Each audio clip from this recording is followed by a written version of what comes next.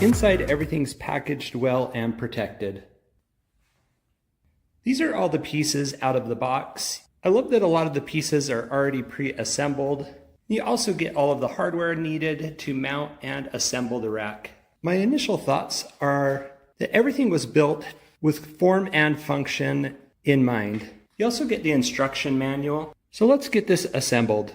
There's not a lot of hardware. Assembly, first up, you're going to connect this piece, the piece that actually slides into the hitch. And that's done first by installing this bolt.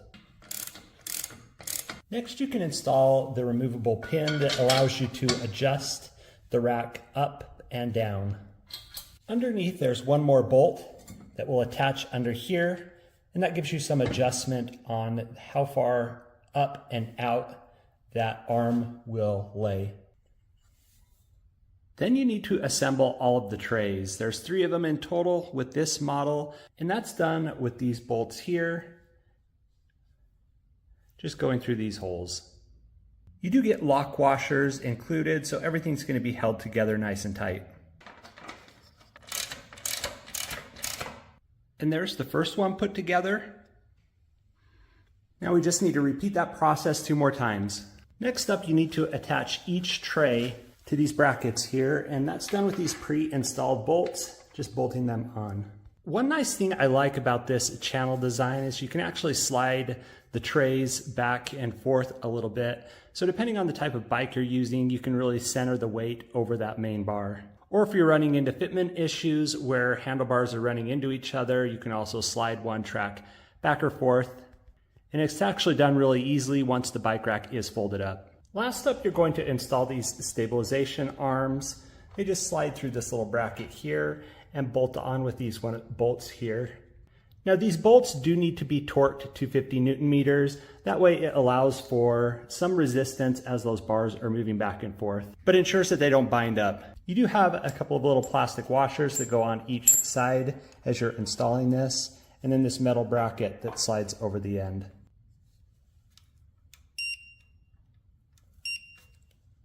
Then you're going to install these brackets that will just provide the stability attaching to the bike. And those are pretty easy to install. They just slide on the end here and have this quick adjustment. And that's another thing I like about this rack is these can adjust to multiple sizes and shapes of bikes, because you've got ultimate adjustability all the way down to the bottom here, just by adjusting this knob to loosen it and tighten it, sliding it up and down the rail. And then these pieces on front will rotate any direction you need them to. This piece here is also full rubber, so it's going to grip the frame nice as well. The last step is to install the ramp and the safety pin. It just slides in right here on the end. Then you'll have this pin that goes through. And the pin will need to attach to this bolt right here. And when you're all done, you'll have a few pieces left over.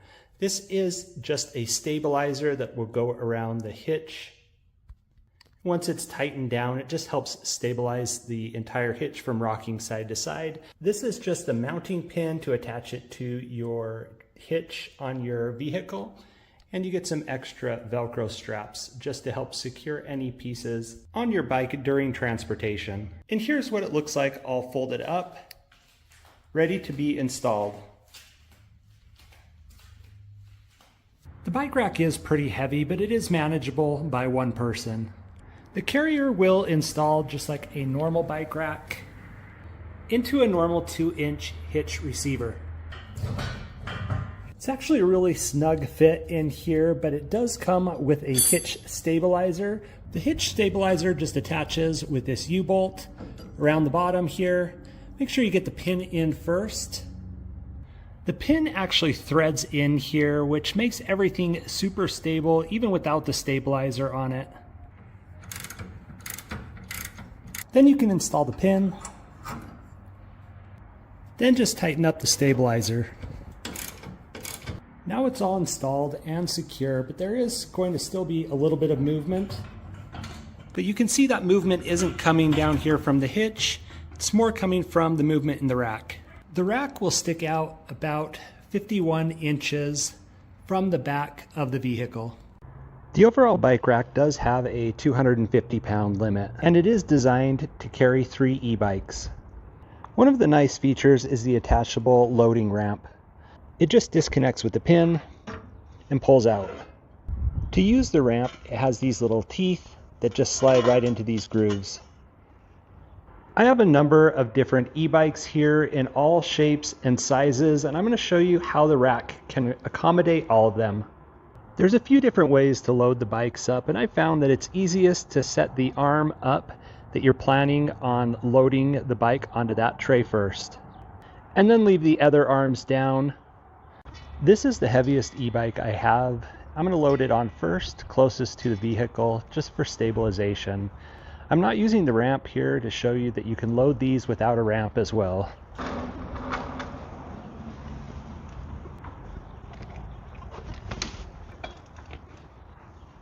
You'll then want to secure it using the straps, and these are easily adjustable to almost any bike frame I've seen. Then you'll use these straps to secure the tires. It is nice that it has this protective piece on here as well to cover your rims. Next, you may need to adjust the rear tire. With this quick release, you can slide this back and forth to rest up against the tire, and then you'll use this strap to secure it. Next, I'd extend the arm up for the next bike that's going on. This time I'll use the ramp to show you how to use it.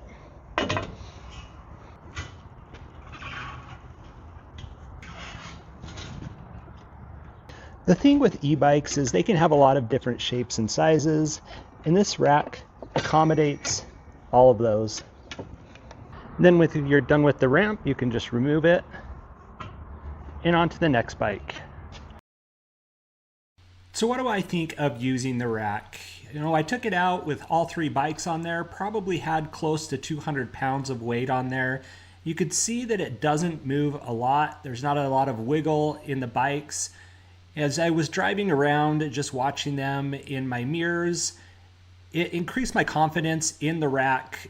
The further I went over bigger bumps, here I just kept going over this gutter, trying to get the rack to move back and forth more, but you could see just how stable it is as I'm going back and forth. The bikes move a little bit, but I have a lot of confidence in them, especially with those 3 points of connection with the bikes, that both tires are held in place, and then that piece that connects to the frame or the seat just holds all the bikes secure.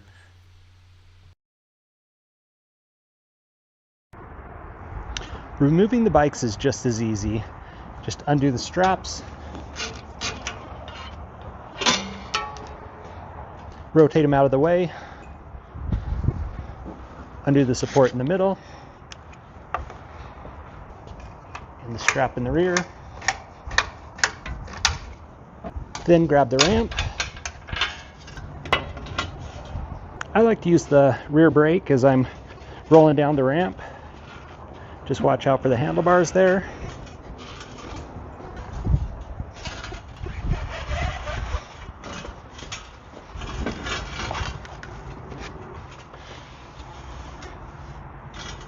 Then you can fold everything up, take out the pin. The rack is pretty heavy, so I like to get it as close as possible to where I'm going to be storing it when I'm going to remove it. Then need to remove the pin, undo the nut that you've screwed in, and undo the stabilizer. And here's a little extra tip. You can leave the stabilizer on and put the pin back in. Just screw it in a little bit, and that'll hold it in place, and then you have everything ready to go next time to use it. A nice thing about the rack is that it folds up flat, so it can make storing it easier. So what are my overall thoughts of the rack? Would I recommend it to someone? Overall, I think it's a great high quality rack. I think it's budget minded, and so it doesn't have all the bells and whistles as some of the other racks that I've used that are more expensive. But I feel like it's a really good value for the price. It's a stable rack, even more stable than some of the more expensive racks that I've used. I was surprised to see that it would hold bike tires down to 16 inches all the way up to 29 inches. And with that arm in the middle to be able to attach to any size or shape of bike, It's just a big win. Some of the other racks I've used don't work with these e-bikes because of the fenders on them. I'll leave some links down below if you want to check out this rack for yourself. If you found this helpful, please give it a thumbs up. If you like videos on outdoor gear, be sure to subscribe to the channel. We're posting videos like this all the time.